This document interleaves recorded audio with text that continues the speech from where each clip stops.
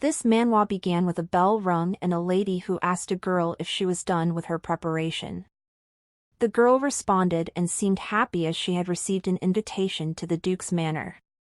That was her home on Cullinan Island, nourished by survivors of a destructive war on the mainland. She moved to the island at such a young age that she had no recollection of her life on the mainland. She had been invited to keep Lord Kylek, the sole heir to House Blackwell, also the rulers of that island company. He'd seemed to be battling an illness that made him unable to leave his manor. She remembered how her mother had asked her to be considerate to the Duke even if he treated her badly, as they owed a debt of gratitude to the house, as she stood in front of the door to the manor. The housekeeper opened the door, and Angie greeted her before following her inside. As she walked, she looked around and noticed there was no portrait of the young master yet. They arrived at his room, and the housekeeper informed her that she wouldn't be able to see his face.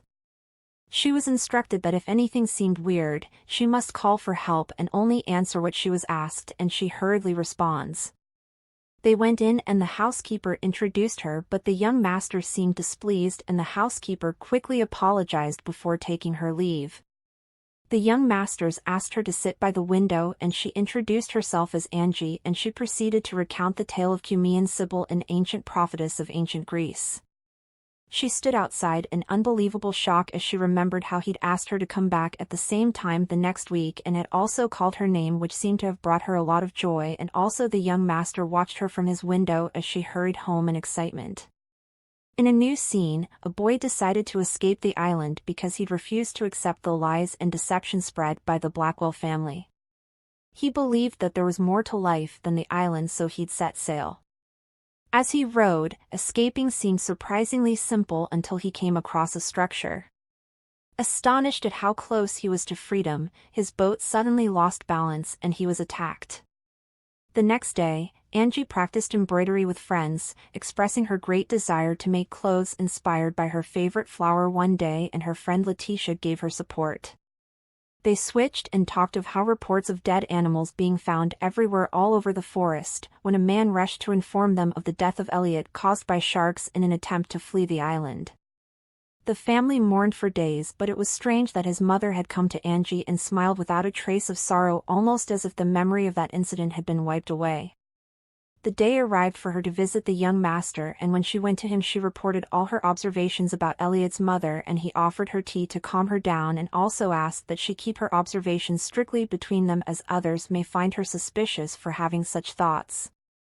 She drank the tea with a smiling face and thought of how different it was from the islanders, so the young master asked her to take some if she liked it, and she thanked him. The young master then spoke about how the story she'd told the last time about the prophetess was how she'd wished for immortality, and once she'd been granted it and watched her body wither, she'd realized that it wasn't a blessing but a curse, and asked what her answer would be if Apollo came to her and offered her immortality and eternal youth.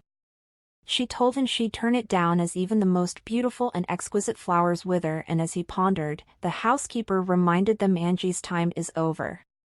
When she took her leave, the housekeeper asked what he thought about the new remedy, but he seemed to be irritated by the term remedies. The young master recalled how he'd asked his father what the term meant and how he'd said that they are chosen by his blood to preserve their masters by offering blood until they wither, which made him more determined never to walk the same paths as his father. Later at noon, Angie and her friends discussed the rumors of the Duke having other heirs who'd passed away shortly after their birth, except the young master, then the Duchess, who passed away also.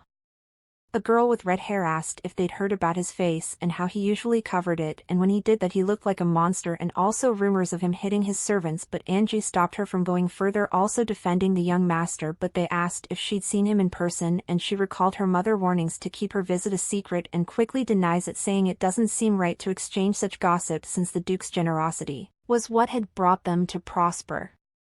The next day, Angie went to the manor to visit the young master, and after waiting for 20 minutes without seeing him, she fell asleep while sitting on the ground. The young master arrived and met sleepy Angie and also took off his jacket for her. He reached for her face and recalled how he'd been informed of the rumors spreading around the children and how she'd thought of him not as a terrible monster but protected him. He'd also asked the butler not to concern himself with it, as not taking care of the person spreading such rumors. He wondered how it was possible that she had a different mindset from the others, and it made him want to expect more. Then he placed his hand above her and said he wanted her to himself. She tried to get up, but he asked her to close her eyes as she wondered if it was truly the young master. He told her that she needed to leave that day as he had urgent matters that needed his concern and she should visit 3 times a week from then on. She smiled, which brought a smile to his face as he got up. Later, as she assisted her parents with laundry, she spotted the roses already in bloom used to create a powder mixed with water for the islanders to consume and proceeded to smell it.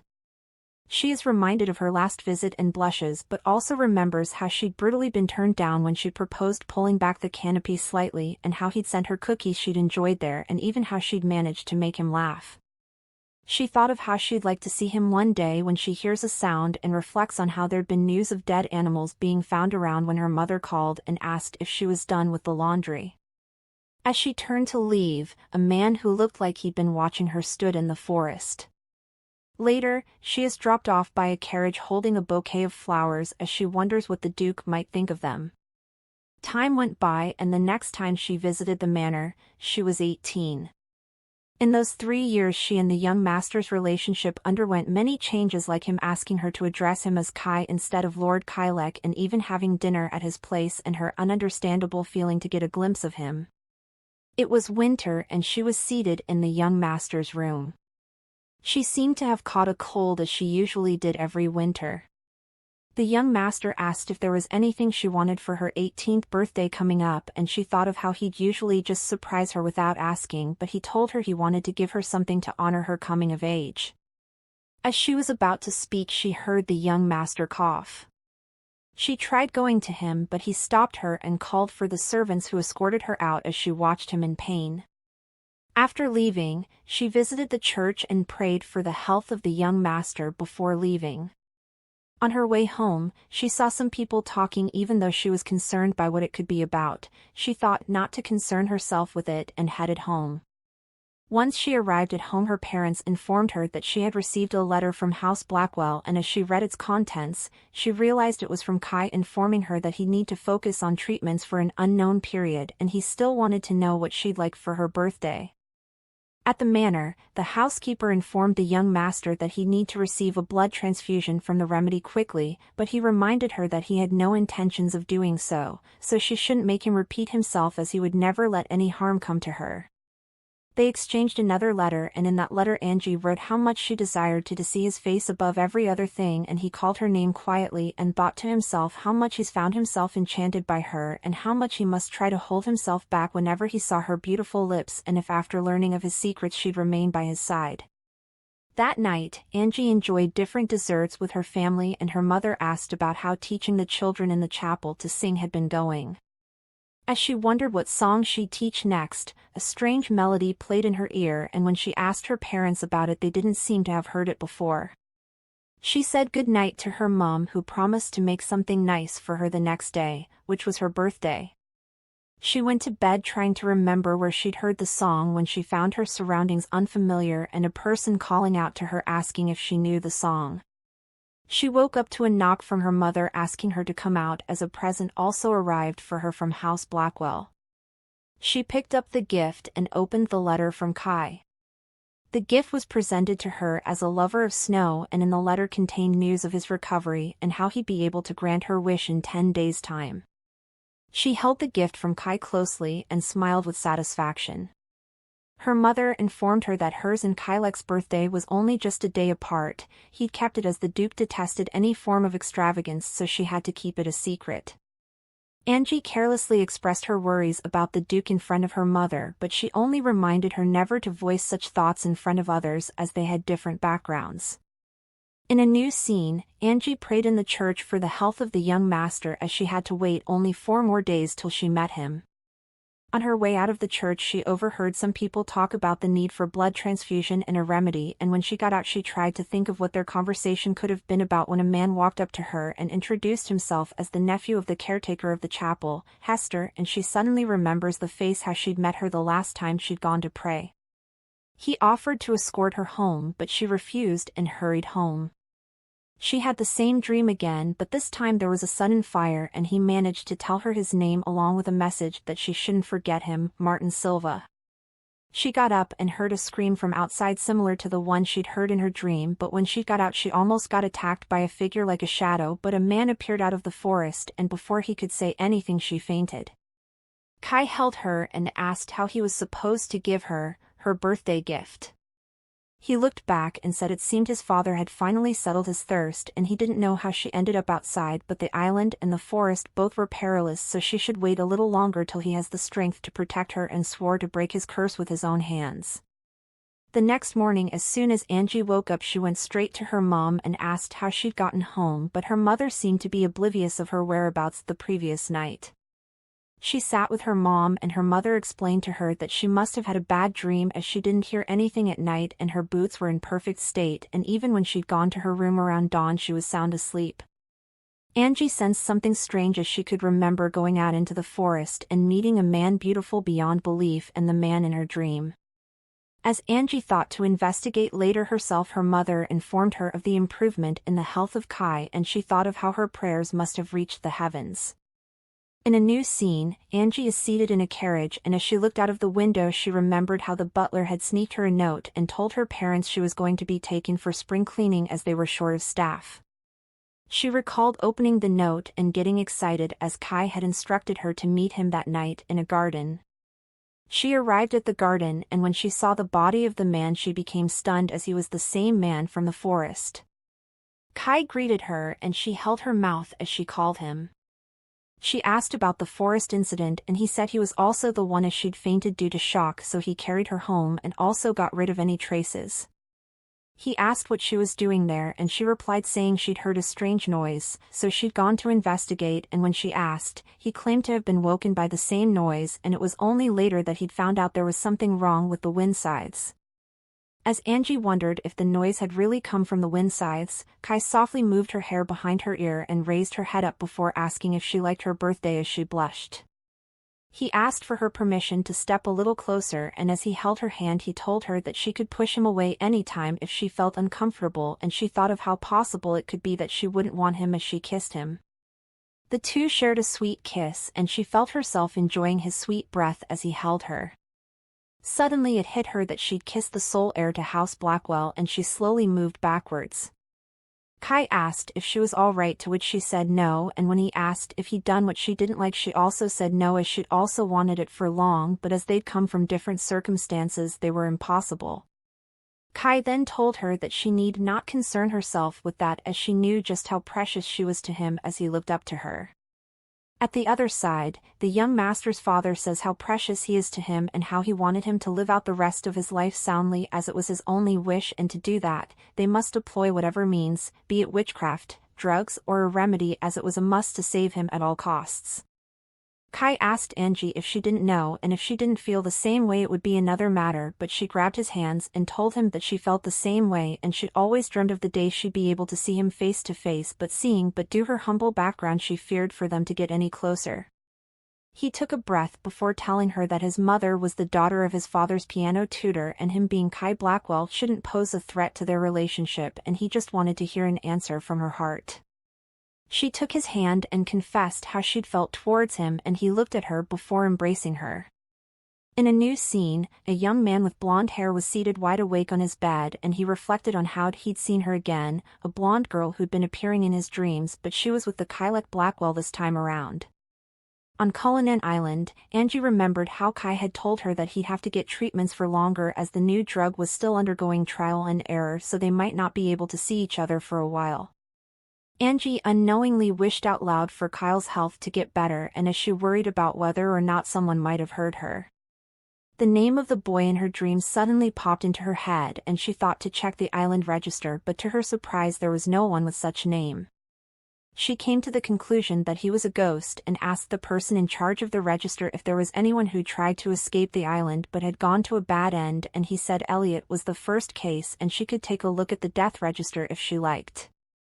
Letitia arrived and pulled Angie outside, and as they were joking around the two girls asked them to join them in the sewing room, but before she could respond she realized that one of them was missing, and in particular the girl with red hair, but the other girls didn't seem to. Notice. Hester suddenly arrived and asked the girls to go home as just that morning the Duke Blackwell had passed away. Kylek went to his father and knelt in front of him and said it was strange that his father has finally passed, but it seemed to him that his father was never truly alive, and his mother must have seemed like that to his father as well, since she was just his remedy and the only person he ever loved. He reflected on how ever since his mother's passing his father changed drastically, accepting any blood transfusion that was available until he met his end. This led the young master to question what his fate will be, whether he will be able to break the curse and reclaim a life of his own. Angie sat in her room saddened from the news of the death of the Duke and also worried about Kyle when her mother walked in and informed her that they'd be needing her help like last time at the manor, and she wondered if she'd get to see Kai.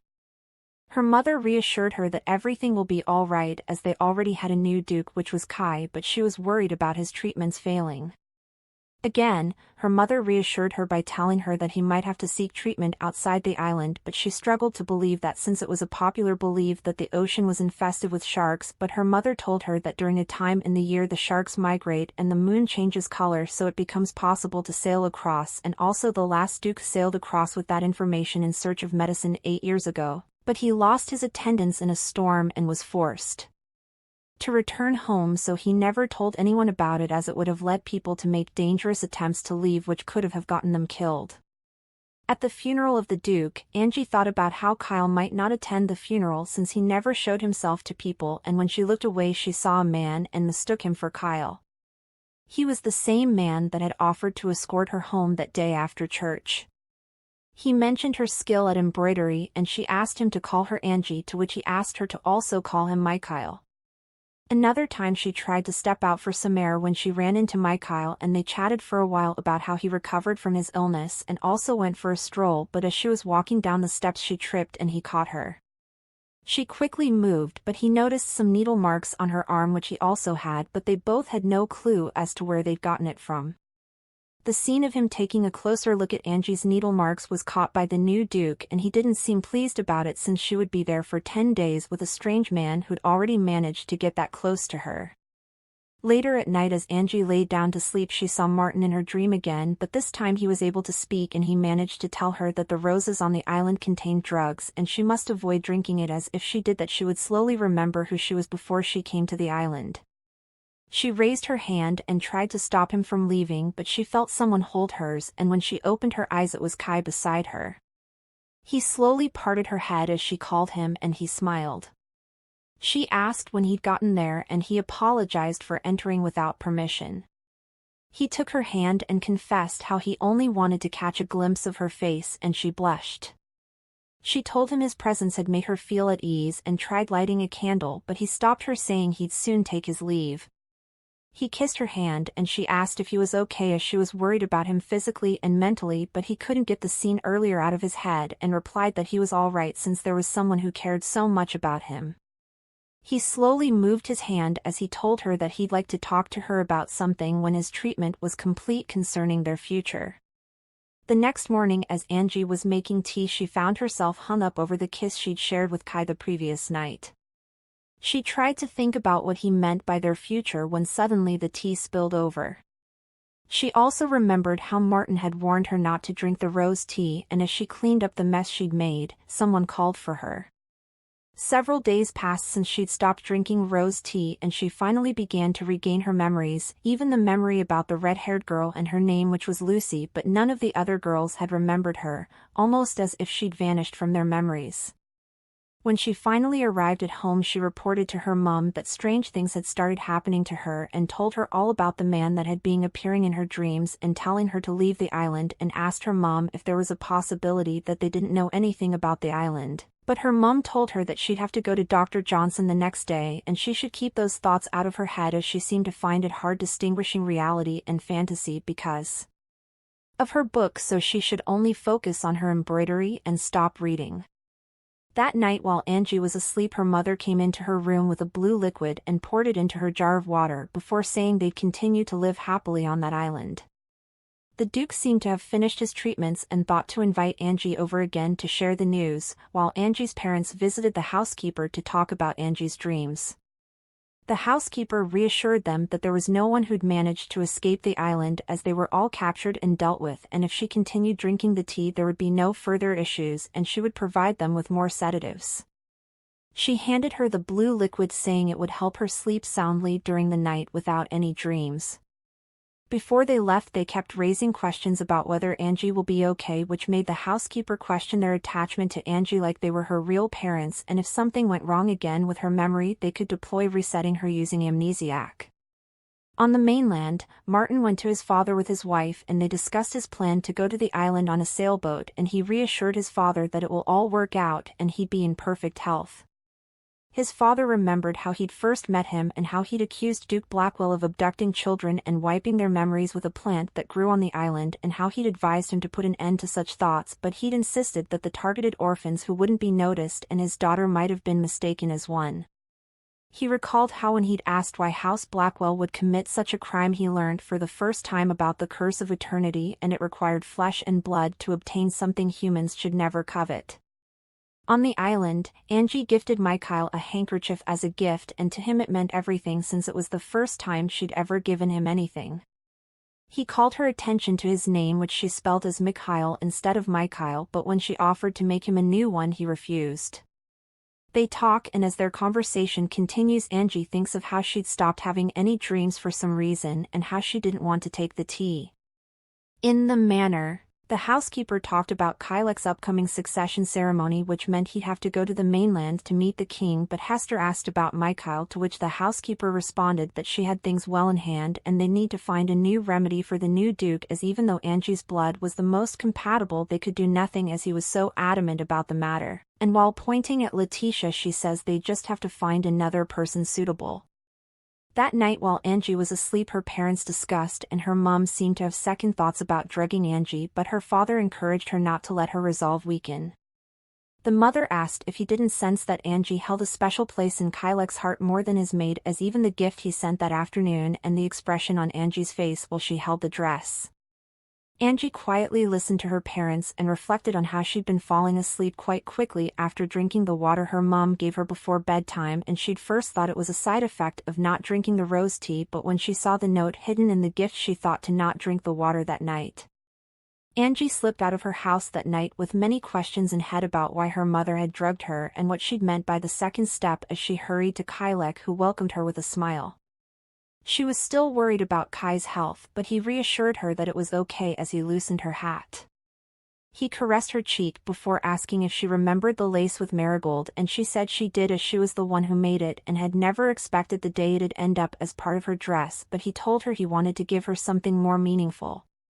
She thanked him and looked at him wondering if he was truly unaware of everything that was happening and even what people thought about them, and if he was also oblivious to the secrets on that island. Angie told Kai that she wasn't sure she could accept such a gift, but he told her that she deserved everything and more. He then told her that he'd been waiting until his treatment was over to tell her to allow him the honor of holding her in his arms that night. Their clothes moved to the floor and Kai on top of Angie, and as he loosened her clothes he also asked her to not be afraid as she could push him away whenever she wished, as he just wanted to share his whole self with her, and she thought of how she felt the same way and longed to hold him so she couldn't hold back as she just wanted to feel his warmth. He took her hand and kissed it and called out her name before saying she wouldn't know how long he'd waited for that particular moment. After that night, they got together several nights after that, strengthening their bond both physically and endless nights of ununderstandable longing for each other. But this particular night, as Kyle buried his head in Angie's body and she felt his warmth that she'd longed for and also his breath that seemed so sweet to her, those nights seemed endless, and outside the room stood Mikhail. That night, they decided to go for a walk, but Kai worried about Angie's stamina, but she refused him carrying even though she truly had no energy left. As she moved forward, Kai crept up behind her back and asked that they take a leisurely stroll as he had something to show her. When they arrived, she was overwhelmed by the amount of fireflies that she'd noticed the beautiful overview of the village a little late. She jumped in excitement, and Kai mentioned how his mother and father used to go there before they got married and she was the first person he brought there. As she gasped in astonishment, Kai asked if she remembered when he'd said he wanted to tell her something about their future. He held both of her hands together as he called her name.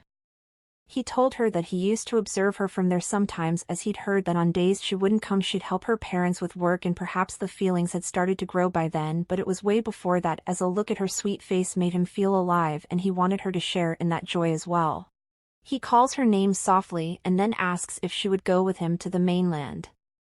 She pulls back in confusion and he tells her that everything she'd been told about the mainland were false and there were countless people building new lives there. He tells her his succession ceremony would be held there and he intended to settle there after receiving his title.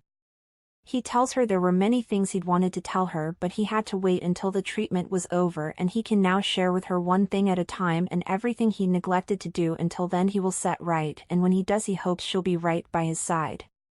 In another scene, some men are relieved that they've finally arrived at the mainland. The next day a girl rushes to meet the others asking if they'd heard the news about the nasal ship that washed up ashore and that the captain of the ship had met with Lord Kylek. She recalls how the captain had expressed his thrill at being swept away by a storm to the very place they were searching for, and how he'd explained that the island must have remained safe until then due to the thick fog that made the waters around the island seem impassable, saying it must have been divine providence.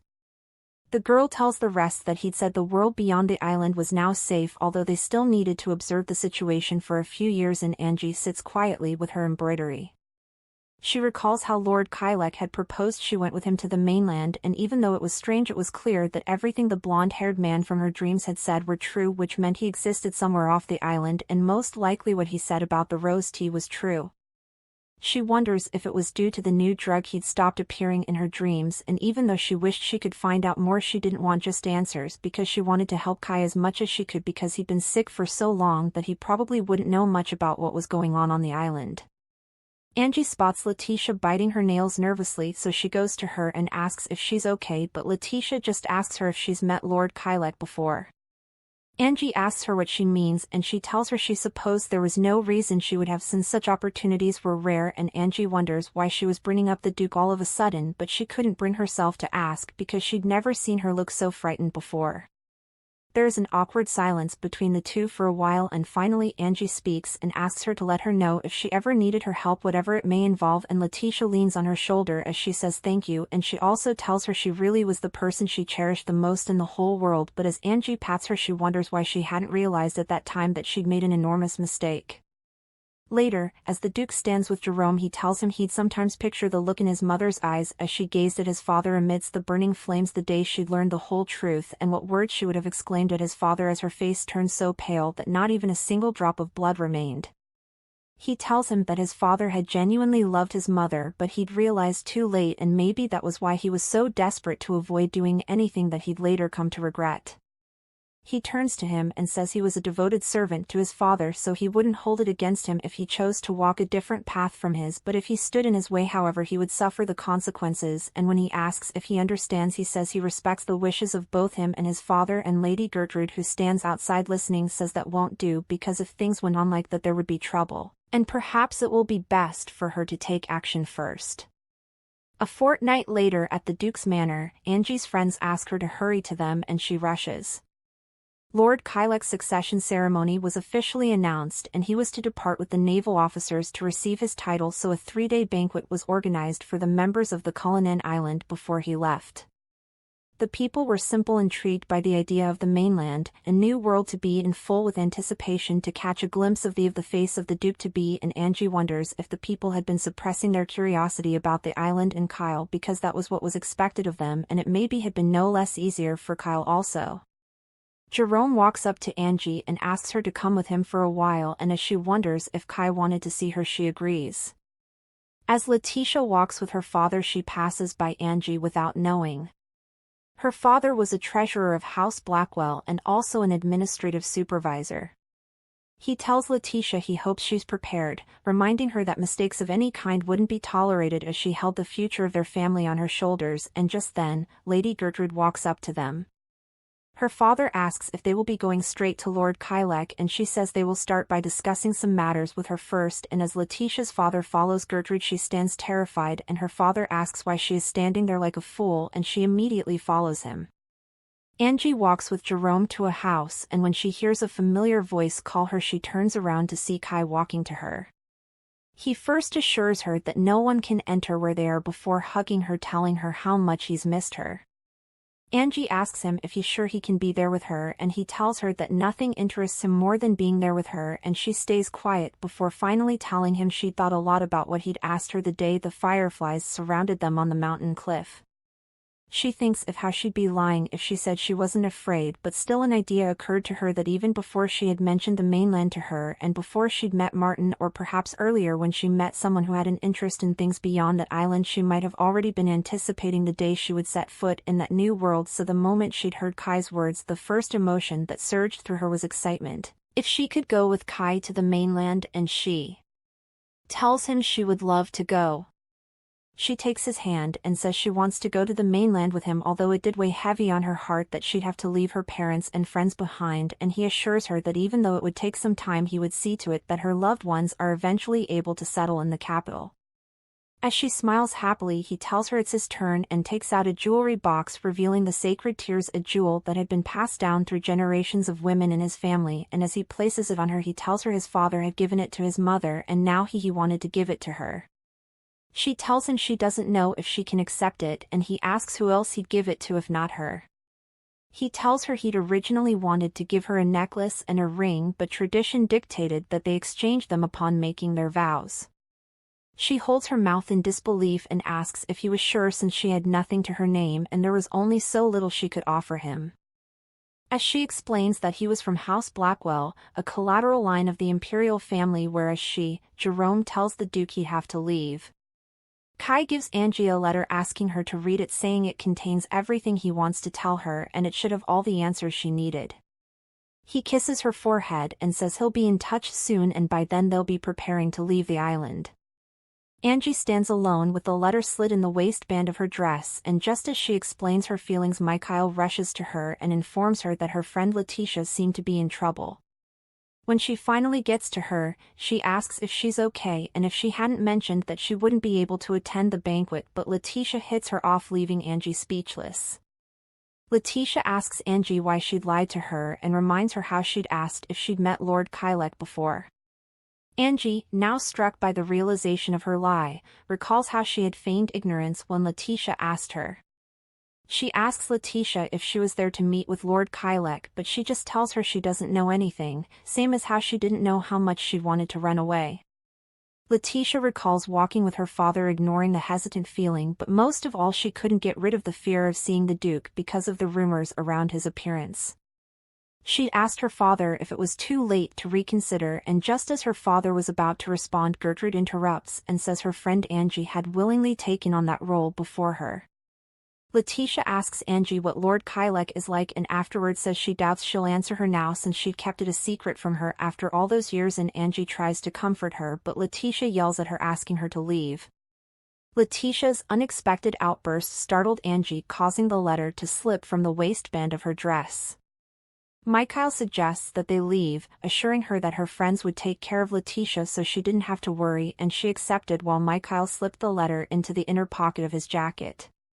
In a new scene, Angie's Moo takes care of Angie, who seemed to have come down with a fever since the banquet, and Angie recalls how she tried to see Letitia since the banquet, but not only did Letitia refuse to see her, she also refused to see anyone, and she also lost the letter Kai had given to her. Her father walks in with a bag of medicine, and as he hands it to her mom, he tells her that dead animals' carcasses had been turning up near the woods again, and it was unfortunate since it had been months since the last incident had occurred. He asks Angie's mom if she's heard the news about the Duke and Letitia's engagement, and Angie interrupts and immediately sits up, demanding to know what her parents meant. Trembling, she repeats the question, asking her father if it was true and if House Blackwell had officially announced it, but the intensity of her emotions became too much for her frail body, so she passed out, and as her surroundings faded she could only think of how sure she was that all that remained was for them to move forward with their lives together, but she found herself asking where it had all gone wrong. In a new scene, a man visits his grandma, and it turns out he's the guy from Angie's dreams. His grandma welcomes him and he tells her it's still strange to hear her call him Philip, and she asks why since it's his real name, and he says since he'd spent years not knowing his real name. The lady with him introduces herself as Bryn, asking if the grandmother remembered her, and she says she knew Brianna, the daughter of the general store owner, and Martin tells her she was his fiancée and he'd brought her to meet her several times. As Martin worries about his grandmother's memory, Bryn goes down and says she'll visit more often, and the grandma says it would be wonderful to see their faces. They go in, and as he helps his grandmother with the chores, he remembers how he'd risked his life to escape the island 9 years ago, and while leading an itinerant life he crossed paths with Bryn and instinctively rescued her, and putting away bad memories of the island they started a new life, and with the help of Wilhelm van Ametage he'd managed to find his long-lost grandmother and also discovered that his real name was Philip. His eyes fill with shock as he spots a frame. He picks it up, and his grandma tells him it was the only surviving photo they had since the rest were all burned during the war, and she mentions that Bryn and his sister in the frame he was holding shared a similar aura. He looks confused, so his grandmother asks if he didn't know, and he tells her he hadn't completely recovered his memories. She comforts him and proceeds to tell him more about his younger sister.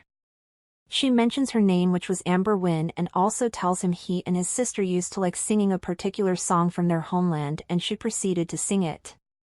As she sang it, memories from a long time ago with his sister and his mom together, all rushing back in his face, held both a mixture of shock and realization as he called out her name and said, "It all just came back to me." Later, Miklai asks someone in a cloak how much longer he has to wait, the person revealing to be Lady Gertrude, and she tells him it seemed he hadn't still fixed a habit of his. He asks her not to change the subject, calling her Aunt Hester. He reminds her of how he'd laid low all those years pretending to be sick until the former Duke passed away, and he asks if it wasn't time to reveal the truth already. She tells him she had spoken to Mears Dunst recently, and it appeared that she'd made plans for Lord Kylek's engagement ceremony. She tells him orders may soon be issued, so he only needed to wait until then. He turns and spots Angie walking home and immediately turns his back, asking her to explain the rest when they met again, and as Gertrude watches him she calls his name and says his instincts might lead him to serious trouble. He gets to Angie and asks if she was all right, and she says even though her fever was gone she still felt weak. She recalls how she hadn't still heard anything from Letitia, and when she thinks of Kai her mood changes. She thinks of how hard it was to believe, and also how it could have been possible that everything he'd said to her, all the solace he'd offered and every promise he'd made were all lies, and even though she wanted to believe there were circumstances beyond his control, it was hard to convince herself. Mikhail, taking advantage of the moment, tells her if it were to be him, he would never leave her side, and instead he would look her in her eyes and share his warmth with her whenever she needed it. Oblivious, Angie asks what he meant, and as he leans in, he tells her he could ease her loneliness no matter what happens. As Angie tries to understand if he meant he liked her, Kai suddenly appears and asks Miklai who he thought he was to say such things. Kai calls him absurd for thinking he was a worthy substitute and asks how dare he do that. He tells in front of Angie and says it will be his first and final warning, ordering to never appear in front of Angie again. Miklai, looking upset, asks Kai if Angie was aware of just how dangerous he was since he'd been misleading an innocent young girl all those times. The Duke looks more annoyed before, and Angie quickly gets in his front, asking him what would happen if someone saw him behaving that way because he was yet to introduce himself to the people of the island. He takes Angie with him, and when they're seated in the carriage he asks Angie why she hadn't come to their meeting spot because he'd waited for her every night, but she just asked what he meant by that. He asks if she hadn't read his letter, and remembering how she lost it, she tells him she'd lost it the night he gave it to her. He tells her to allow him explain since there most likely would have been a misunderstanding, and she asks him if explaining it would change the fact that he would be engaged to Letitia. He turns to her and she asks if that meant she was right, and says it was exactly like the rumors had said and they were all true. She thinks of how it was all becoming clearer to her, and from the time and venue of the engagement ceremony to all plans thereafter, it seemed like everyone except for her was happy, and it made the time they'd shared together feel like it was being invalidated, and eventually her very existence would also be.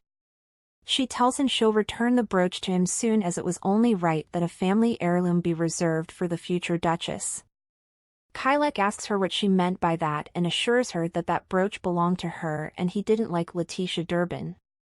He explains that just like he'd written in the letter, their marriage was nothing more than a marriage of convenience, and it seemed like there had been far too many eyes on them of late, so they should go to the capital. But Angie just withdraws her hand and asks if he was suggesting she become his mistress while working as a maid in his manor in the capital. He pleads with her not to say that, assuring her that whatever she was thinking wouldn't happen, as he would arrange for her to have her own house in the capital and she wouldn't need to interact with anyone from House Blackwell, and no one will lay a finger on her.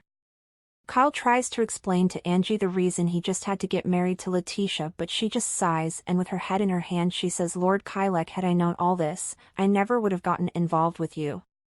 She tells him she would have tried her best not to fall in love, and if that failed she would have never shown her true feelings. She tells him she would now take her leave, and as she holds the door, she hears Jerome call Kai.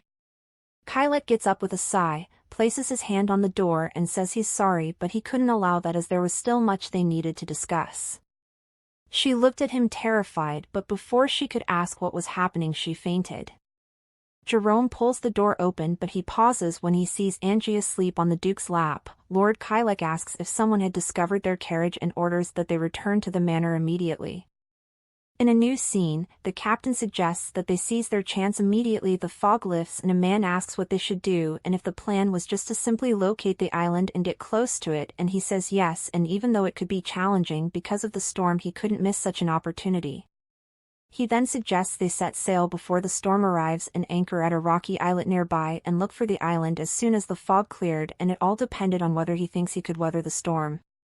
Martin assures him that it would be no problem, and looking out of the window he says he has to find her, and as he says her name, Angie springs up and thinks of how Martin had said he was coming to find her. She looks around and asks where she was, and she turns to Kyle, who asks if she was awake. She asks how, and he apologizes, saying it was the best he could do, and like he'd mentioned there were many people watching her who wished her harm so she could relax because she was safe there. She pleads with him to let her go home and asks if all she had to do wasn't just to avoid being associated with him, since those people who were after her only wanted to prevent her from becoming a hindrance to him. She tells him no matter what he says she wouldn't change her mind about not leaving the island, and she'll continue living her life by her parents' side, and he should go to the capital and take up his duties for his succession, engagement ceremony and marriage. Kyle tells Angie he is sorry, but it was already too late, and it had been like that since the moment they'd confirmed their feelings for each other, or perhaps from the moment she'd set foot in the manor, and as he opens the door he pleads with Angie to not abandon him. Later, Kyle goes to Angie's mom, who informs him that Angie had gone to help arrange the annex of House Blackwell's manor, and she was summoned in a hurry the previous night since the Duke was preparing for his engagement and she'd only heard about it from Jerome. In the Duke's manor, Angie sits not knowing how many days had passed since she'd been there, and Kyle had been going in every night to silently look at her, and she could see in his eyes that he wanted a response she'll never give. She'd yelled and cried in anger, but they were of no use, and one time she thought of ending it all, but he stopped her and stayed with his head buried against her for a long while, and he'd looked as if he was silently crying.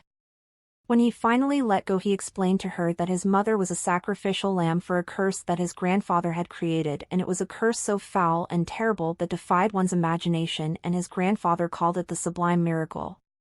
He further explained that after discovering the curse's true nature his father decided to keep it from his mother, but it was only for a short while, since she found out one time while going through their family records, and without giving him a chance for explanation she set herself ablaze with her last words, "Not even in death will I forgive you."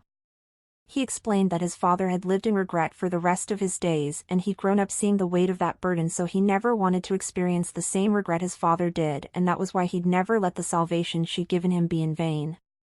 In a new scene, Lord Kylek orders a maid to prepare food that could be easily swallowed along with some warm water and milk, and once she leaves, Lady Gertrude says so he truly brought Angie there.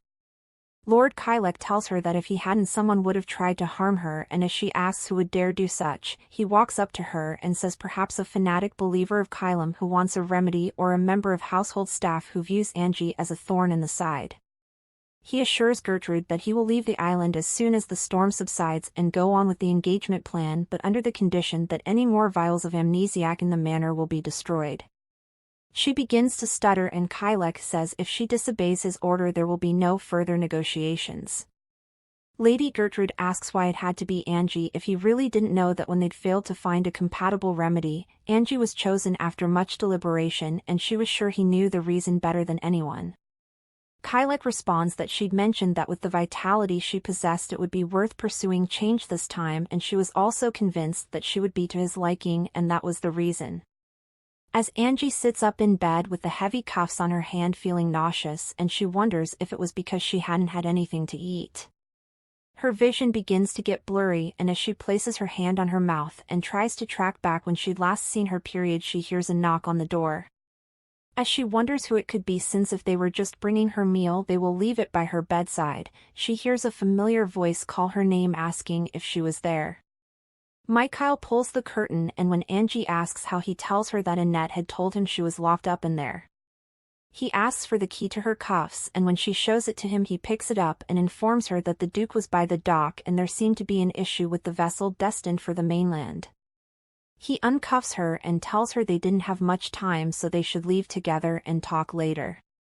She asks if he wanted her to leave the manor and when he tries to suggest an alternative if she didn't want to, she tells him she did want to and she wanted to and together they slipped out of the manor unnoticed. Angie assures him she'd be okay so he should return to the manor and once she goes to the forest to reach the cliff the north shore was just below and once her parents arrive she'll be safe. He offers to walk her to the north shore and she agrees and thanks him. He tells her he is happy to help and as he holds her face he tells her there was something he needed to go tell her when they get there. They arrive at the shore and when he brings her tea, he asks how long she'd been locked up in the Duke's manor and she says maybe 4 or 5 days and he thinks of how it must have started that night. Angie tells him that Lord Kylek had wanted to take her to the capital with him but she didn't want to and that was how she ended up there and he asks what she planned to do since he wouldn't give up easily and she says she planned to tell her parents everything once they arrived.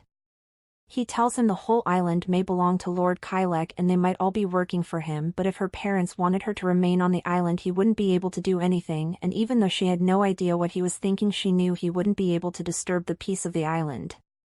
Miklai tells her the people of the island weren't as peaceful and innocent as she thought, though they tried to make it resemble paradise and she asks what he means. He tells her that the strange things that had been happening to her were all connected to the Black Mass. He tells how House Blackwell had gathered all the displaced survivors of the war was all planned from the beginning because they were monsters tainted by a curse. She asks him what everything he was saying meant and he tells her he'd overheard Miss Dunst and her close associates talking and they called miners like he and her that were living on the island remedies and the rest were called helpers who were working for House Blackwell. He holds her hand and says he was going to tell her the truth about everything so she had to believe what he had to say. After a while of explaining Angie asks if he meant to say that the Black Mass ritual called Eternity had been happening since the time of the previous Duke and a remedy must be sacrificed for the ritual and he says remedies are remedies because they are used as treatment in the Eternity ritual and he'd heard that all that was for the purpose of achieving immortality and eternal life. Terror spreads round her face as she remembers the conversation she'd heard the moment she'd gone to the church to pray for Kylek's health. Angie asks if he'd said the drug in the rose tea was called opium rose and he nods and explains that long-term consumption would result in gradual memory loss and it seemed to have no effect on the adults working as helpers because they developed resistance to it. She asks how remedies are sacrificed and then asks if they were all going to be okay now so Mikhail asks if that was really what she believed. He pulls up his sleeves and says he'd lied to her that his needle marks were from his illness but instead they were in the same position from the beginning and they just had no memory of it. Angie mentioned the red-haired girl that had disappeared and asks what he thought would happen to them once they'd outlived their usefulness as remedies and he says he doesn't know.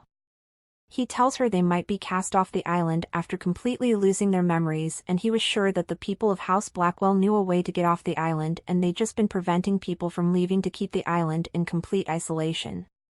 She confirms to know if it wasn't monstrous sharks and fish that killed Elliot and he tells her they were lies made up by House Blackwell as he'd heard there was someone keeping watch at Wind and that person had unalived Elliot before mutilating his body afterwards and she asks how they could do such a cruel thing. Mikhail grasps her shoulder and tells her they were cruel and heinous beyond imagination and they only had one option which was they had to go to the capital together as it probably would be their last opportunity and definitely her last. She tries to speak about Lord Kylek, but she stops and thinks that if there was truth in what Mikhail had said, Kylek must know everything, and despite knowing everything, he'd. Miklai notices and asks if she was all right. He tells her if she was worried about her parents, all she had to do was make it a condition that she'll only leave unless they accompany her. He tells her once she's in the capital she can look for an opportunity to go somewhere far away and she could escape to anywhere in the world from there, and she just asks when the ship is set to sail. He tells her it will be delayed for a few more days and she should use the time left to make preparations and also persuade her parents to leave with her, and if she told them it was the orders of the Lord Kylek they will certainly agree, and she tells him that everything they discussed she planned to keep a secret from her parents, and since they were being used by the people of House Blackwell, she didn't want to say anything that might shock them, and as he agrees they hear a rumble. The ship of Martin is finally close to the island, and as he stands on the deck he hopes to find Angie. Angie's parents get back, and when she asks what they were doing there, Mikhail tells her that Angie had finished her embroidery work the day before, and since it was raining they decided to wait for them there. As Angie's mother worries about her pale look, Angie calls her and embraces her tightly, and her father invites Mikhail to have something to eat, but he turns him down saying he must be needed in the manor. Mukul leaves and her parents looks at each other as they recall their conversation with Gertrude, who'd asked if the most ideal out one wouldn't be Lord Kylek settling down in the capital while Angie forgets about him and lives a peaceful life with the both of them, and she'd said if the amnesiac was truly safe to consume it would be better than Angie living unhappily, as staying with Lord Kylek will make her life difficult. Later, Mikhail runs in the pouring rain, recalling how Gertrude had explained that orders had been given to eliminate the thing when thunder strikes, and it was crucial that he fulfilled his proper role. He gets to the manor, and in the rain he says, "Kyle Blackwell, the thing you want will never be yours." In a new scene, Kylek asks if there's no other way, and the man apologizes saying it will be a week at the earliest, and when he leaves, Jerome tells Lord Kylek it would be safer to set sail after the storm, but if the fog clears by then the people might get suspicious, and before what he plans to do, Kylek tells him it wouldn't be possible to continue deceiving people with shallow trick, as it would only be a matter of time before they come to discover that it was possible to leave for the outside world. He tells him eventually they will be allowed to leave freely since remedies were no longer of any use, and as Jerome nods a man rushes to inform the Duke that the Ristles had left the manor after speaking with Miss Dunst, and they discovered that the last vial of amnesiac had disappeared from the supply room. He also informs him that Angie had slipped out of the annex in the early hours of the morning and she was now at the North Shore, which meant they were going to use the amnesiac on her. Lord Kylek takes a horse and Jerome pleads to be allowed to escort him, but he just stretches his hand forwards and Jerome places something in his hand and he gets on his horse.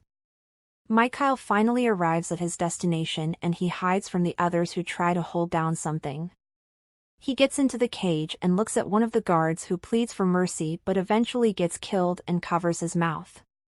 The thing gets out and Mikhail thinks of how he had no idea what it would look like, and as he picks up an axe he thinks of how he had to go after it. Angie in her home tried to persuade her parents to leave with her to the mainland to start a new life, and her mom tells her it wasn't as easy as she thought and she was sure the capital would be overflowing with skilled maids and workers, and asks what they could possibly do there.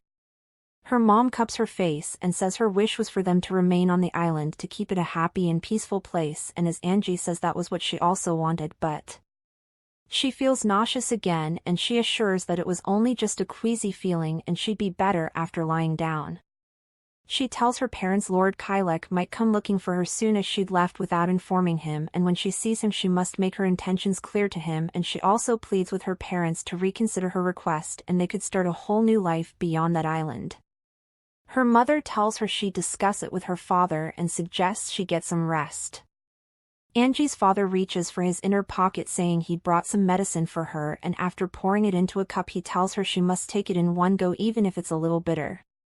She accepts, but as soon as she tries to drink it, they hear a gunshot causing her to drop the cup. When the gunshots finally stop she looks up in shock to find Kyle standing with a gun, and her parents both urge her to come with them. Mikhail finally gets out and as he looks around he spots the thing. Turns out he was John Fitzroy Blackwell, the founder of House Blackwell and the one who'd brought upon his family the most dreadful curse as he dared to forsake his humanity and venture into the domain of the gods, and as a result he became a bloodthirsty monster.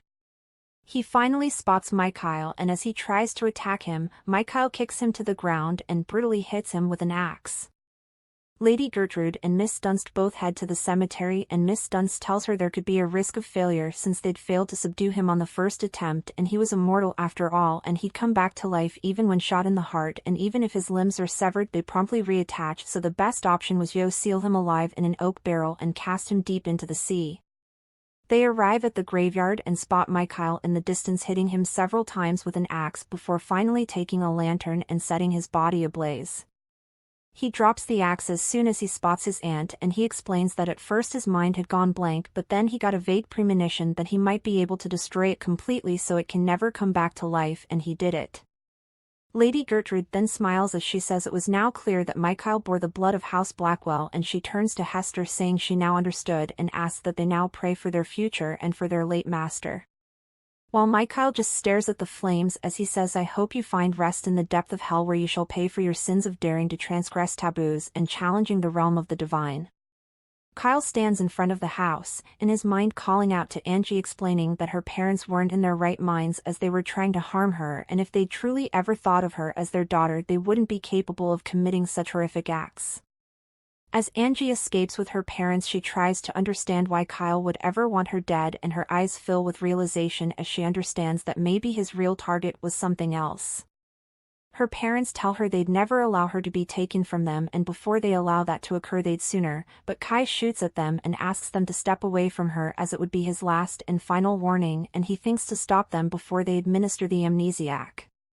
He urges Angie to come to him, and as her mom slowly retreats, pleading with her to explain to Lord Kylek that they weren't trying to hurt her and everything was for her sake, they get to the end of the cliff and fall to their death, leaving Angie with tears in her eyes.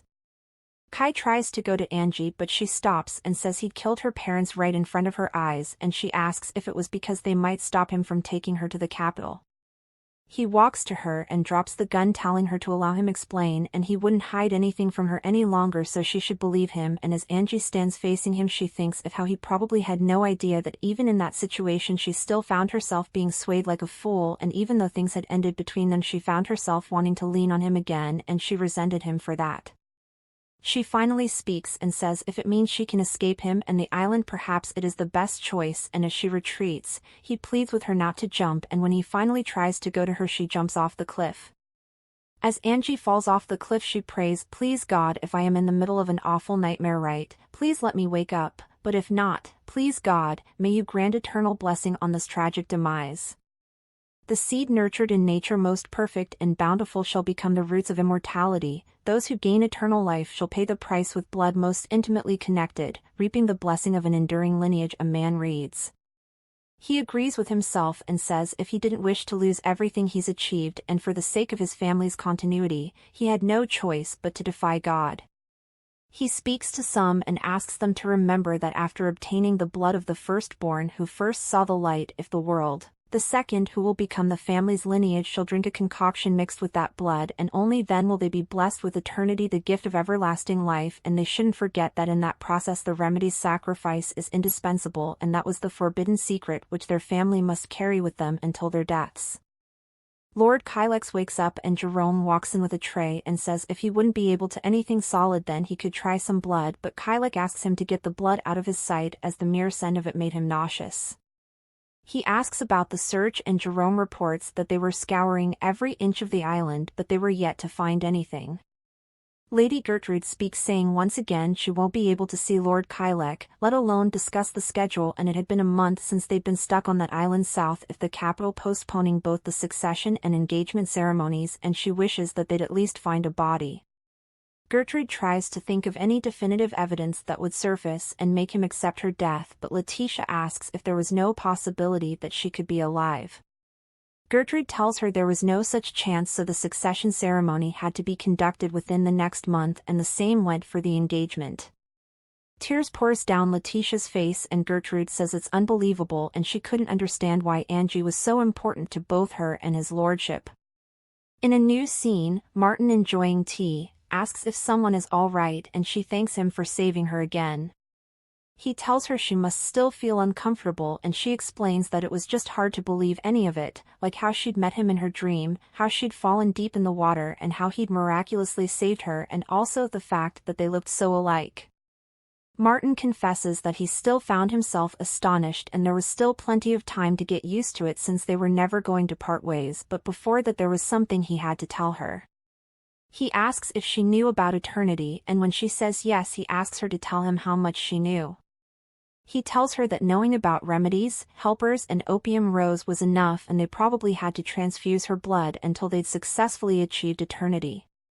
He tells her it must have been painful, and she says she has no memories of them extracting her blood, and it was also thanks to everything he'd informed her in her dreams that she started questioning everything. He tells her he is glad to hear that they usually said twins had a connection that couldn't be explained by science, and they'd been separated for a long time, so maybe they'd unconsciously been drawn to each other the whole time through their dreams. He asks if she knew they were in the kingdom of Vintgar, and when she says yes, he tells her that they'd adopted a constitutional monarchy and were actively pushing forward with the Industrial Revolution. He tells her it is an entirely different place from Trieste, even though they shared a border, as Trieste used the Celtic language like them, but after the war, they insisted on an absolute monarchy, so there were peasants uprising from time to time, and all that was happening due to the greed of Trieste's current king Rainier VIII.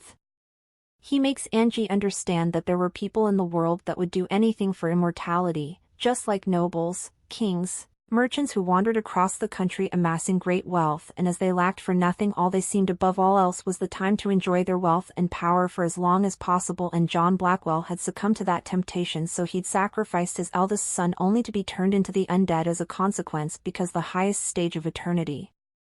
was the blood karma, which was the acting of killing the firstborn and consuming his blood mixed with a drug. Angie drops the cup in terror, and as she trembles she asks if it meant the same for Kyle, and Martin says yes, and his father, Edward Blackwell, had used the older of the twins as a sacrifice, and if Kyle had been born first he would have become a victim too. He tries to comfort her, but she just trembles as she holds her stomach and finally says she might be with a child, and even though she couldn't be certain, no one must find out, including Kylek. Later, Mikhail stands in front of Kylek as he tells him he was sure he was the one who'd opened the door to the bedroom of the annex. Mikhail admits it, and he tells him he was also aware that the thing had escaped the basement and attacked people and caused a fire that engulfed the garden and annex, and the flame eventually swept through the whole island and Angie could have been harmed, but Lord Kylek asks if he was saying he fancied himself to be her savior, and he says he was only saying the fire had taken too many lives and Cullinan Island had now become a wasteland thanks to the fire, and everyone who'd survived had come to Te. Damn, but they were only just a fraction of its original residents. Kylek tells him he would get straight to the point and he'll give him funds to leave the island, and since he'd converted what was his, he didn't want him around, and Angie was his from the beginning, and it still held true. Looking down, Mikhail remembers how his Aunt Hester had told him that her sister had a strange desire for Edward Blackwell, which she called love, and so she'd seized the opportunity at a ball to slip a drug into his drink, and that was how he was born. He remembers how she'd mentioned she'd now done her part, and when he asked if she meant he should leave her there, she told him if he really loved her he should cherish her. Mikhail confesses that it was true he'd liked Angie, and he'd also confessed to her, but he knew her true feelings, so he soon gave up, and he pleaded with the Duke to take back his order, promising to forget about the past and live a quiet life, fulfilling his duty of serving him. As he looks at Mikhail, he remembers how Jerome had reported that the person who'd shared a room with Mikhail saw the rose design fetched on his chest, and he'll look into it further, but it could be that.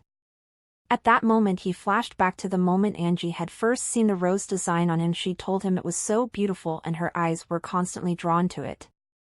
Later, Martin takes Angie to go visit their grandma, and when they get there, their grandma was so pleased to be reunited with both her grandchildren again.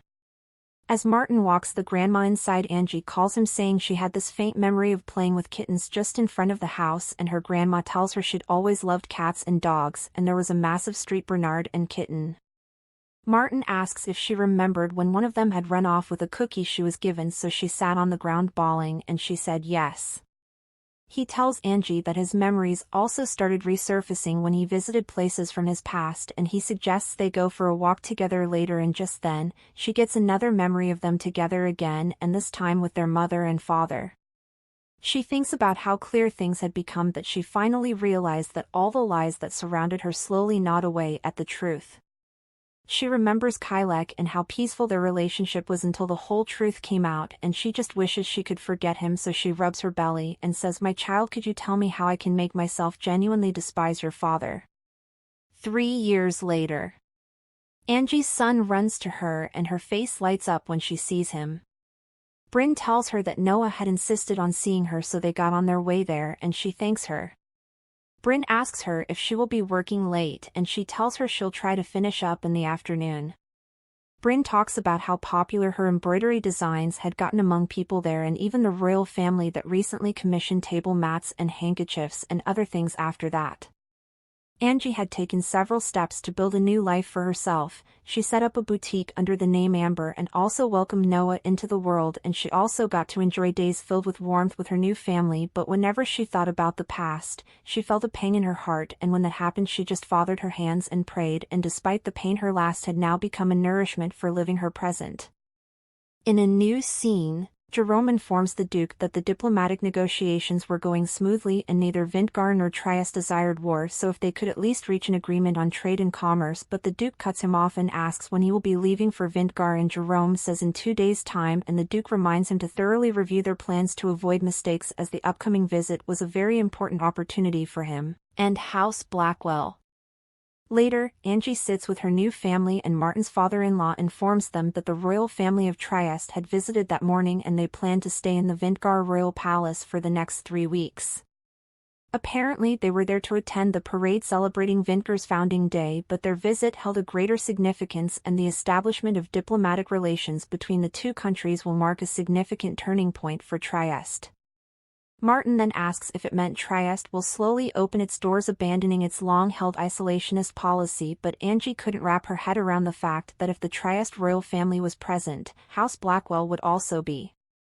Martin's father-in-law assures her that the roster of people in the royal entourage provided by members of parliament did not include Duke Blackwell, and Angie wonders why the mere mention of his name still triggered a strong reaction even after 3 years. She recalls how she'd overheard that the Duke was yet to wed his fiancée, and neither did they have a child. The man had explained that he didn't know if it was intentional or whether they were just yet to conceive, and the main issue remained whether eternity still continued to exist, but House Blackwell was so shrouded in mystery that it was impossible to find out. Martin had mentioned it was reassuring that there had been no reports of missing minors in the last 3 years, and they could speculate that they discontinued the use of remedies and ceased performing the eternity ritual. The man had told him he would like to believe that, since they could no longer obtain the opium roses which were grown on the land, and while he may be safe due to the passage of time, Angie still remained at risk, and it would be best for them not to let their guards down for the time being, while Angie prays that Kylek sincerely repents for everything in the past and commits no further wrongdoings. In a new scene, a lady welcomes Letitia to the palace, and as she walks she stops when she comes across a familiar embroidery design on their tablecloth, and the lady asks if it's to her liking. She tells her it was Madame M's creation, and she was now renowned throughout the capital for her fine work, and even though she didn't follow trends, her designs were delicate and sophisticated. Letitia recalls how when they were younger she'd embroidered something beautiful, and after they'd pondered on a couple of professional names for her boutique in the future, they settled for Madame Marigold.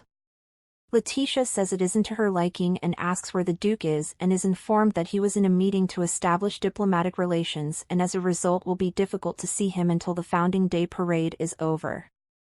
The Founding Day Parade finally arrives, and Angie rushes to Madeline, an owners of a boutique in the Citadel, who informs her that the consul's wife had explained that her designs were lovely, but the spelling of the child's name was incorrect and should be spelt with a K instead of CH, as it would be pronounced like that in Vintgar, but the baby's godfather was from Vincentine, and Angie recalls how Michael's name wasn't spelled the usual way. The lady asks if Angie would come to her shop to embroider the baby's name again, and as she's about to respond she hears a loud noise, and the lady tells her it must mean that the parade had already started.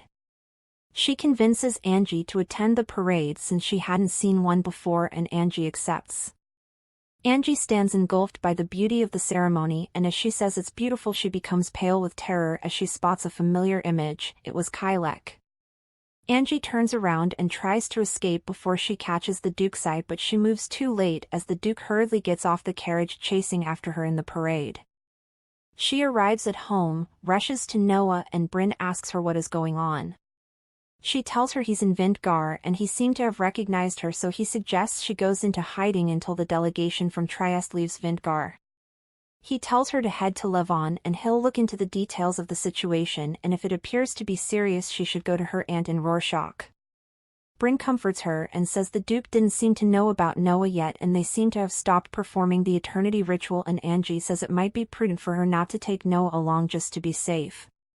Bryn assures her that they'll take care of Noah, and Angie thanks her and says she'll leave as soon as she finishes the work she had left and she should explain everything for her to Martin. She remembers the Duke's face the moments he'd seen her and tries to stop herself from thinking about him, and she tells Bryn that in case anything happens to her she'll trust her with Noah. In a new scene, the Duke informs Jerome that they must find Angie before they return back to Trieste, and she seemed to be wearing a brown wig, casual clothes, as if she was just out for a stroll. He orders him to expand their searches to the outskirts of the citadel, and Jerome nods and suggests she get some rest since he'd spent hours scouring the streets. The Duke sighs, thinking of how his heart wouldn't stop racing and how she was buried among the crowd, but it felt like the world around her faded into a blur as he'd recognized her at once. As he calls out her name and asks how he couldn't recognize her, someone rushes to him and informs him that the king had gone missing and they were searching every corner of the palace with the help of Vintgar's royal guards, but they still hadn't found him, and the last time his attendants had seen him it was around the time the parade was ending. This king was Rainier VIII, the puppet king of Trieste with the faintest of hearts, and if anyone harbored intentions of making an attempt on his life, it is the second in line to the throne who was biding his time for an opportunity to depose his older brother. The Duke orders them to investigate what Grand Duke Winston had been doing, particularly those he had been meeting with in secret. In a new scene, some guards discuss that as they'd anticipated, the parade in town was the perfect opportunity, since while all the Vintgar royal guards flocked to the parade, the puppet king remained cooped up in his palace, and their new master had made a wise decision. A guard turns and asks a person named Shadow if he isn't dozing off, and the person who walks out turns out to be Mikhail. Mikhail asks if he was saying the plan was to follow the new master's orders and dispose off the king, and after saying yes he reminds him to leave evidence as if it was done by someone from Vintgar, as only then will their master be able to provide a justification for cutting off diplomatic ties with Vintgar. Mikhail remembers how Gertrude had told him it was a must that he contacted Grand Duke Winston and obtain secret orders from him without anyone finding out, and also without attracting the lordship's notice. The guard continues and says their master's plan was to extort compensation from Vintgar before shutting the doors on them again, while eliminating the thorn in his side in the process, and what their master and the Privy Council ultimately desired was a perpetual class-based society, and Mikhail asks them where the puppet is being held. In a new scene, the Duke informs some people that since the Vintgar's royal family had granted authorization it was now time to close off the royal palace, and no one from Trieste will be allowed to leave the citadel until the king is found. The Duke also informs them that all correspondence, carrier pigeons, and communication with outsiders will be strictly prohibited, and the guards will also be held accountable for their oversight at a later date. A man tells him they must inform Trieste of the situation, but the Duke tells him there would be little point, and since the Vintgar's family had agreed to deploy a large number of soldiers to assist with the search, there will be no shortage of manpower, and even if something had befallen the king, whether or not Trieste knew about it will make no difference. The Duke tells them the celebration if the nation's founding will continue until the day after the next day, and with all the busy activities downtown the search should proceed smoothly, and also people wouldn't find it strange to see soldiers everywhere, as they will assume they were for the purpose of security. The man speaks again and tells the Duke he didn't know if the Vintgar royal family could be trusted, since the king had disappeared during festivities attended by the entire Vintgar royal family at a time when Vintgar's most elite guards were deployed outside the palace. The Duke tells him it couldn't be the doings of the royals there, and they should turn what he just said on its head, since while Vintgar elite guards were stationed outside, the guest palace was completely surrounded by Trieste's cavalry, and he asks who he would suspect if kidnapping or assassinating the king.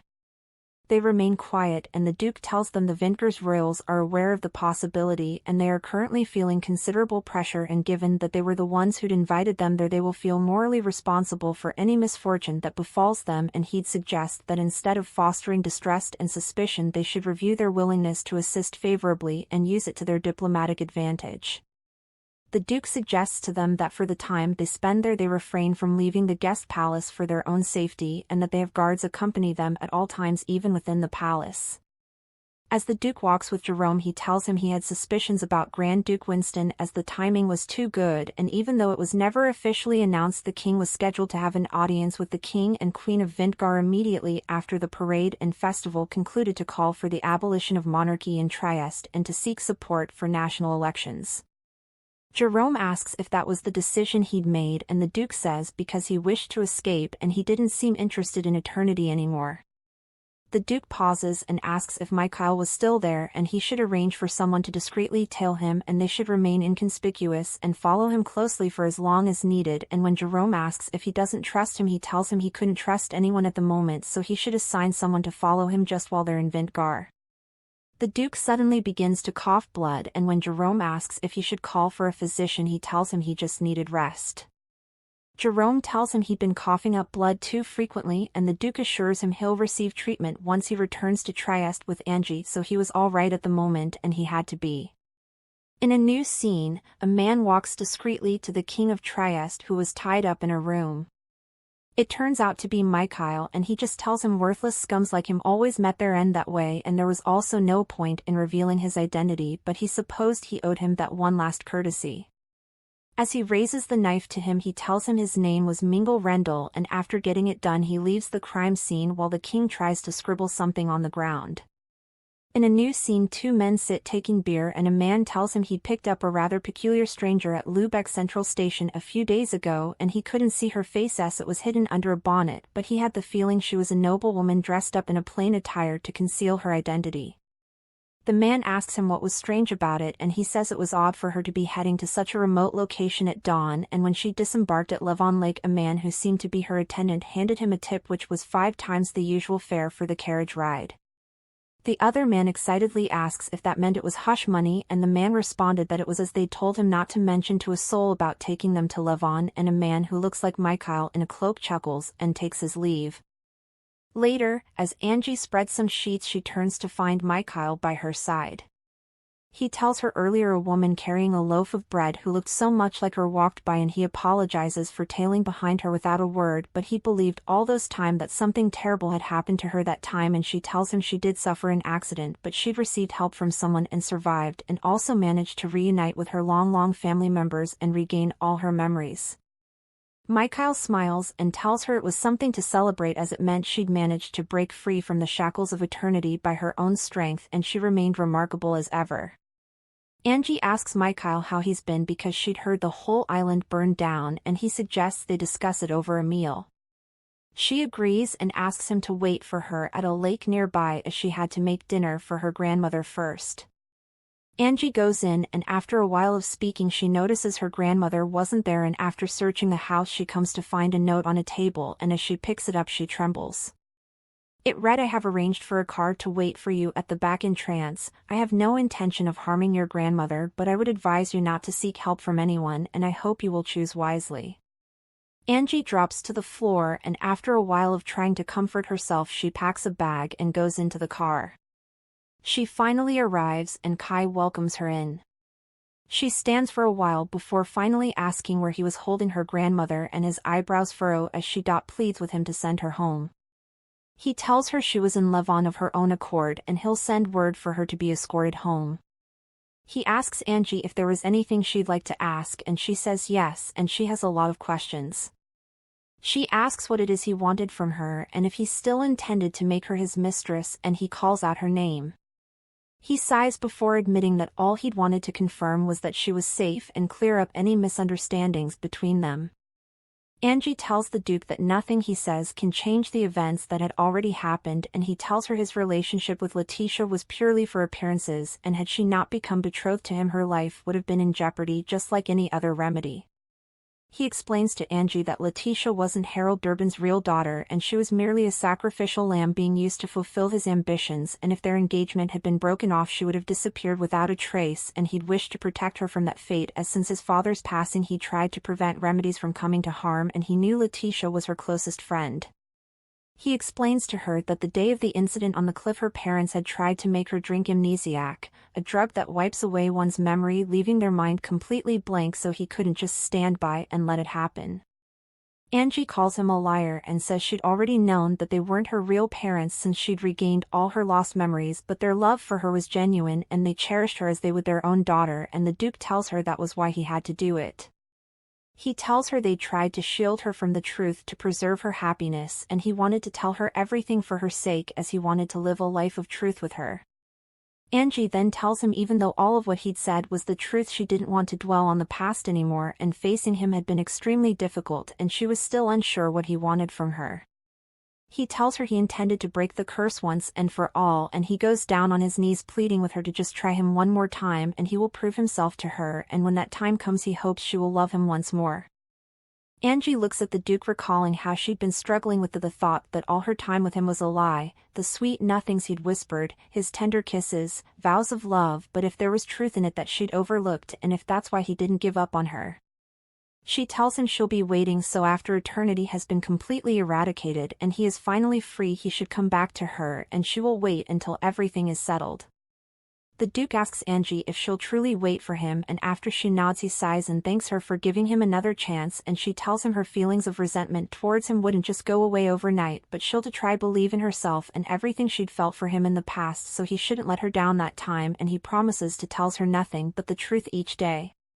He kisses her head and he says, "And be grateful that I can be by your side again," and he kisses her cheek, but as he tries to lean in for a kiss, the door is kicked open and Jerome informs the Duke that he'd received news that the king's body was found in the citadel a few hours ago, and before he could say any other thing,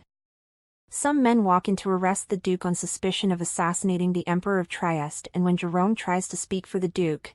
stops him and asks them if they had any evidence. He tells him a poison pen belonging to him was discovered in the Emperor's inner pocket, and if he'd used it at any point even before being abducted he would have been poisoned through contact with his fingers. He tells him the Emperor had also left a decisive clue, which was the first 4 letters of his name, and Angie informs them that name spellings varied from one region to another, and for instance in some regions it might be spelt with a CH whereas in others with a K.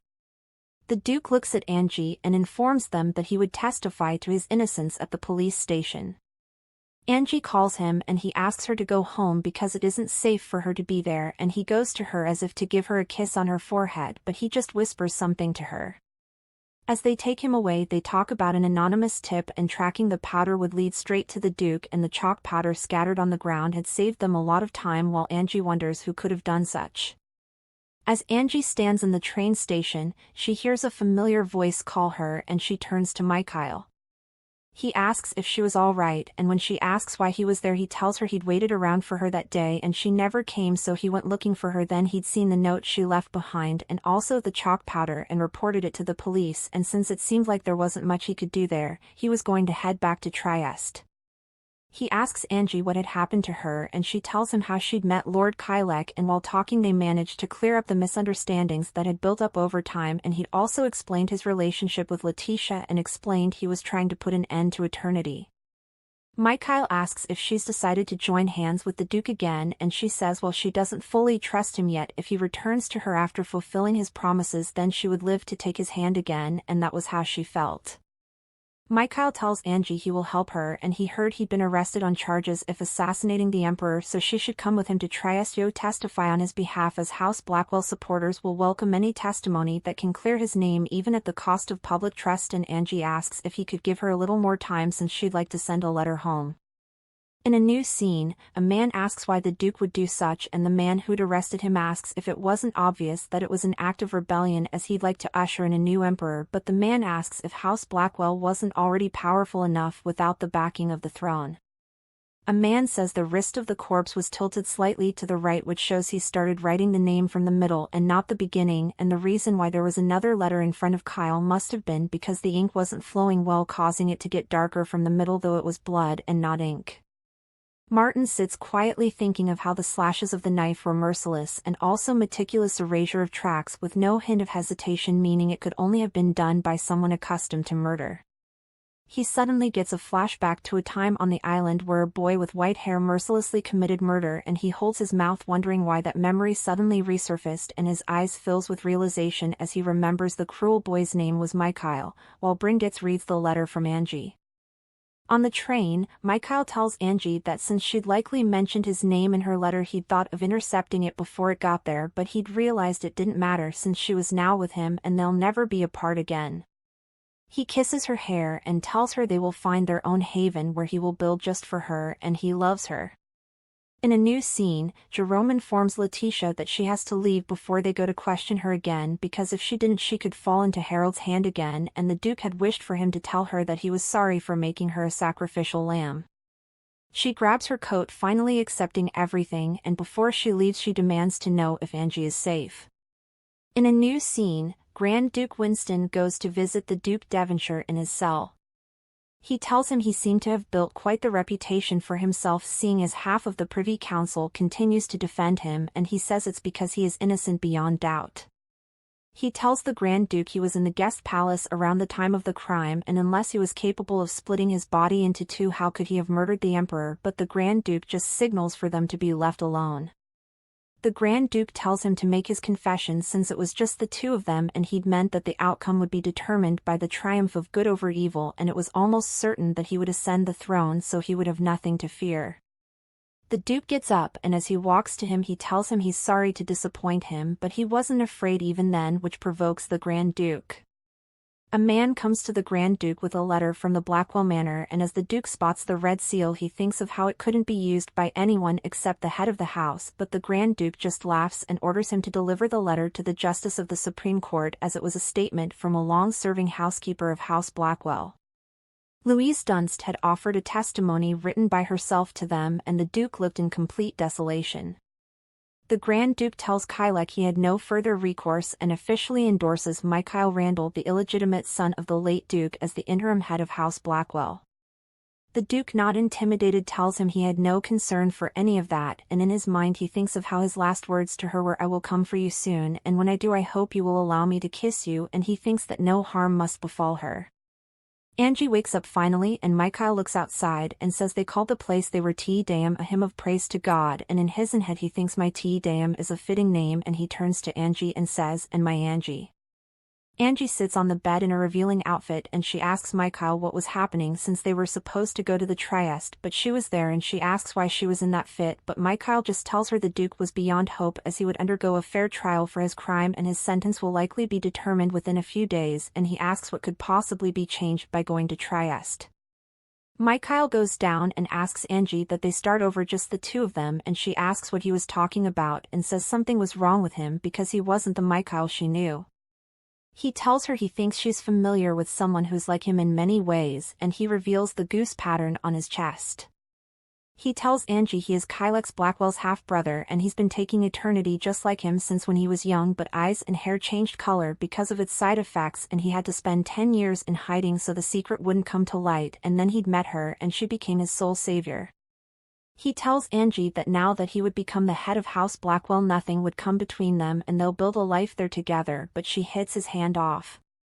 She tells him she doesn't live with him and she doesn't know how that misunderstanding came about, and as she tries to escape Mikhail sighs and says I suppose she'll need some time to come to terms with reality. Angie rushes to a man and begs him to take her out with him, but he just apologizes and says he's a servant of House Blackwell, and just as she's pleading, Mikhail arrives and signals Gertrude to take the rest of the maids inside. As Angie stands there, Mikhail goes to her and tells her he's sorry, but nothing she does will work as no one could leave without his permission. Angie turns to him with so much resentment in her eyes and says, if this is truly how you are, then you're no different from your grandfather, because at least Kai had made a genuine effort to repent for his family's sins and bring about the end of eternity, but Mikhail just slaps her and says it's enough from her, as he didn't want to hear it and he thinks she needed to spend some time by herself until she comes to her senses.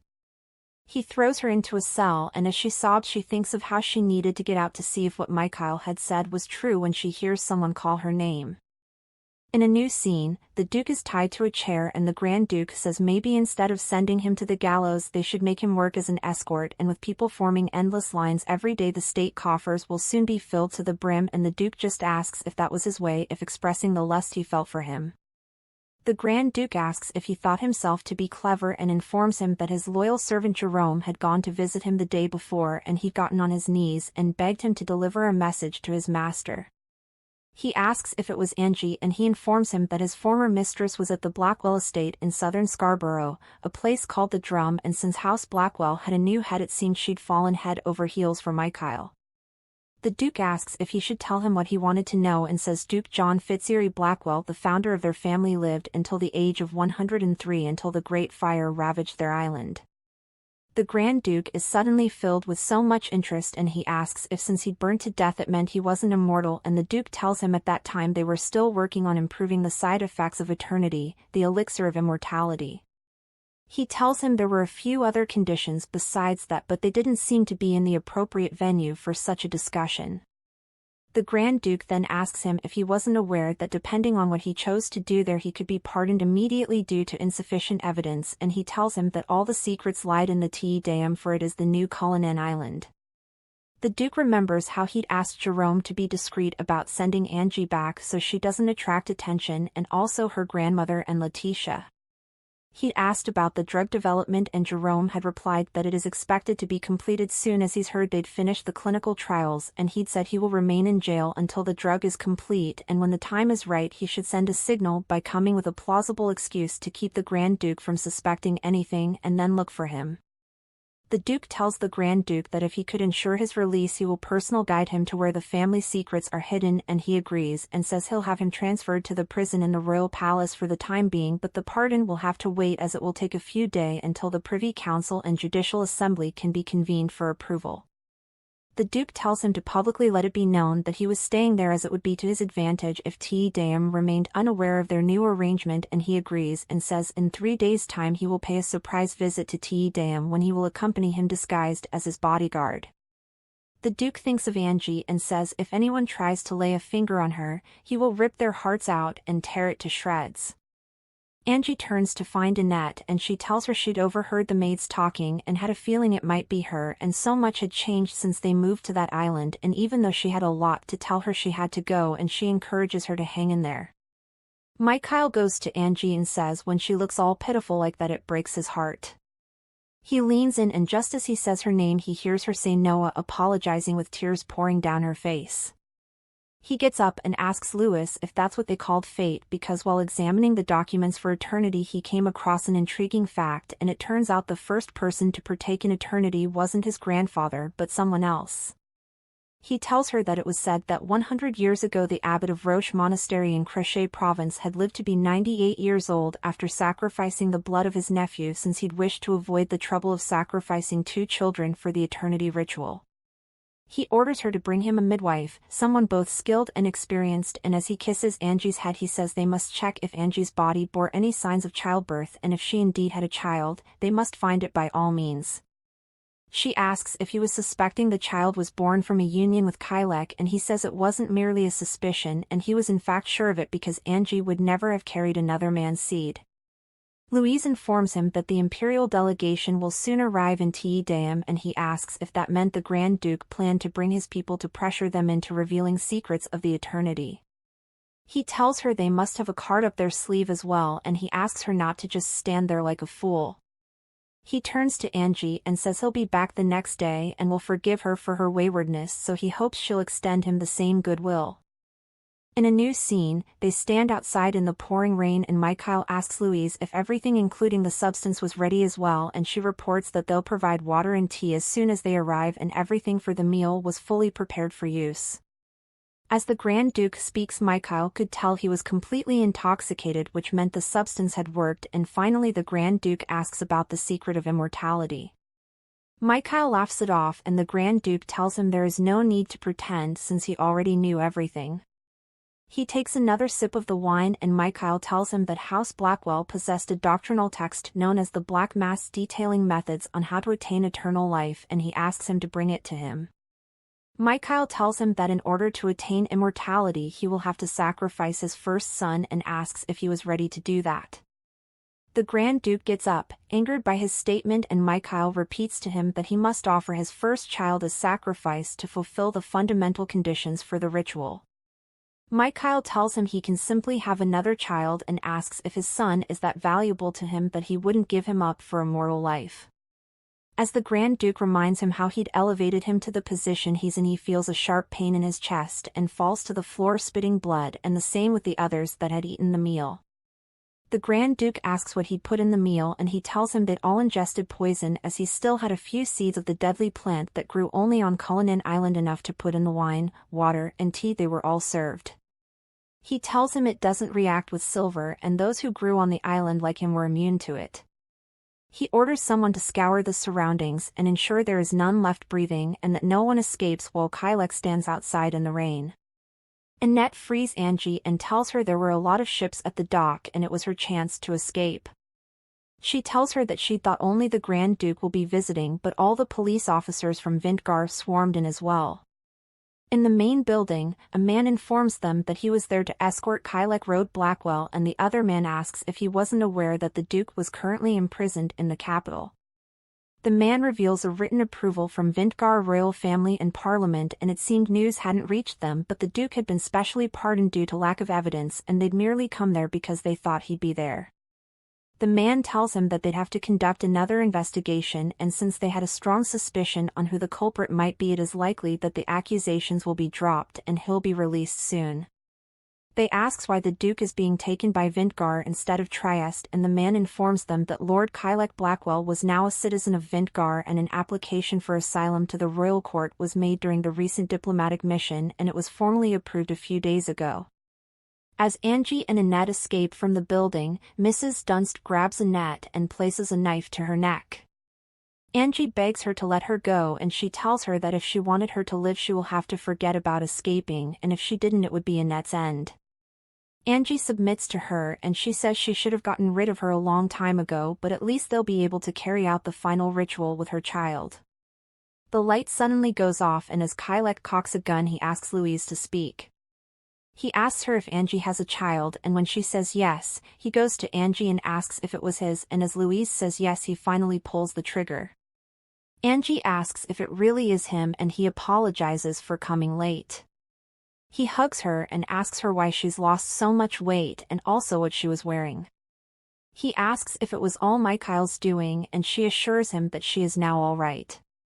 He informs her that Jerome had prepared a boat behind the chapel, and just as they walk, Kai suggests he go get some light, and just as Angie speaks, Mikhail grabs her from behind and asks Kylek to drop the gun.